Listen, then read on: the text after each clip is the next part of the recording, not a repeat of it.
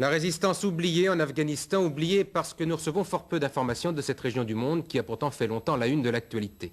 Tout ce que l'on sait pour l'instant, c'est que l'armée régulière afghane, appuyée par les soviétiques, a lancé une très vaste opération contre les maquisards dans la province de Paktia, c'est-à-dire à l'est du pays. Nous avons reçu des images des combats, ce qui est de plus en plus rare. Les voici commentées par Philippe Rochaud. L'un des derniers documents sur les bombardements soviétiques en Afghanistan au sud de Kaboul. Les chasseurs MiG-21 lancent ici des leurres thermiques car ils redoutent que la résistance afghane ne possède des missiles sol-air. Ils vont ensuite lâcher des bombes de 500 kg. Les soviétiques cet été ont surtout frappé les provinces du Logar et du Paktia, frontalières du Pakistan, afin de bloquer les chemins de ravitaillement en armes de la résistance et de lancer aussi un avertissement au Pakistan pour qu'ils ne soutiennent plus les combattants afghans.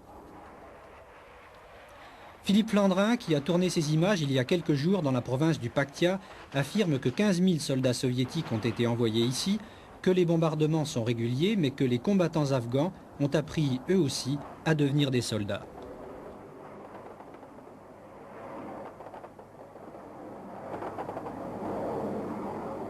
J'ai vu des gens faire des replis stratégiques, revenir sur des positions préparées à l'avance et contre-attaquer au bout de 24 heures. En s'opposant à des forces qui étaient de l'ordre de 10 fois plus importantes que les leurs.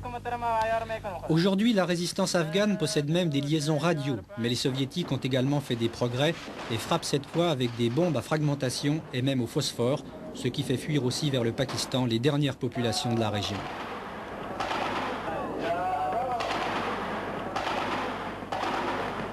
La stratégie soviétique, il veut prendre l'Afghanistan dans une longue durée.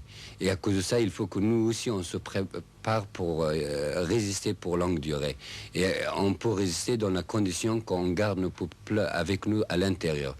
Parce que les gens qui sont réfugiés, peut-être que cette génération maintenant qui sont en guerre, ils continuent, mais la génération prochaine, il n'aura pas les mêmes moyens.